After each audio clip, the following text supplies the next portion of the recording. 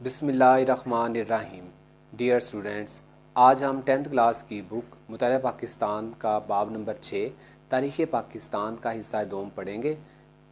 ذوالفقار علی بھٹو نے 20 دسمبر 1971 میں chief martial law, administrator اور صدر کا عہدہ سنبھالا۔ اپنی حکومت کے دوران انہوں نے ملک کی بہتری کے لیے کئی اصلاحات نافذ کی۔ بھٹو نے اپنے دور حکومت میں کئی شعبوں میں اصلاحات کی۔ آج کے لیکچر میں ہم ذوالفقار علی بھٹو کے دور حکومت میں لیبر میں کی جانے والی اصلاحات پڑھیں گے۔ سب سے پہلے ہم یہ دیکھتے ہیں کہ لیبر کیا ہے اور اصلاحات۔ لیبر جسمانی اور ذہنی طور پر مشقت کے کام کو کہتے ہیں، جبکہ اصلاحات کسی چیز میں بہتری کے لیے کی جانے والی تبدیلیوں کو کہا جاتا ہے۔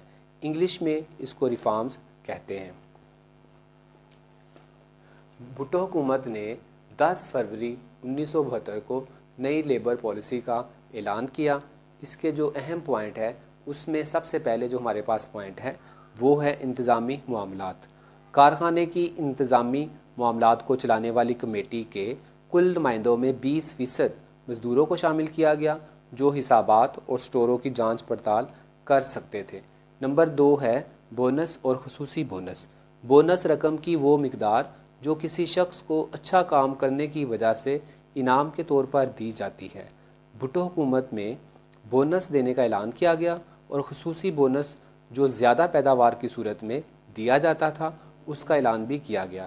نمبر 3 ہے اوقات کار، ورکنگ ٹائم یا کام کرنے کا دورانیہ۔ بھٹو کی لیبر اصلاحات سے پہلے ایک ہفتہ میں مزدور 54 گھنٹے کام کرتے تھے، اس کو کم کر کے 48 گھنٹے کر دیا گیا۔ نمبر 4 جو بھٹو کی لیبر اصلاحات میں پوائنٹ ہے وہ ہے بڑھاپے میں حقوق۔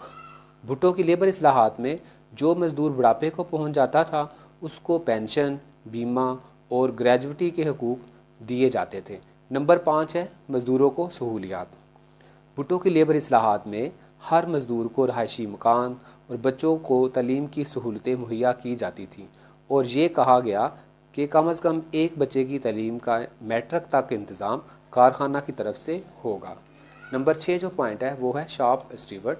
یہ ایک ایسا عہدہ تھا، ایک پوسٹ تھی جس کی وجہ سے مل مالکان اور مزدوروں کے درمیان پیدا ہونے والے مسائل کو حل کرنے میں آسانی ہو گئی۔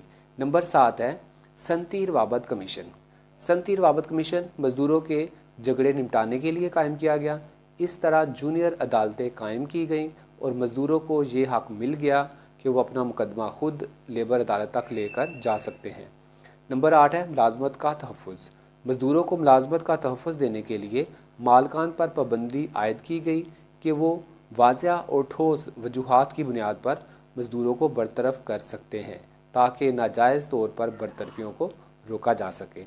اسٹوڈنٹس، امید ہے آپ نے اس کو بہت اچھی طرح سے سمجھ لیا ہوگا۔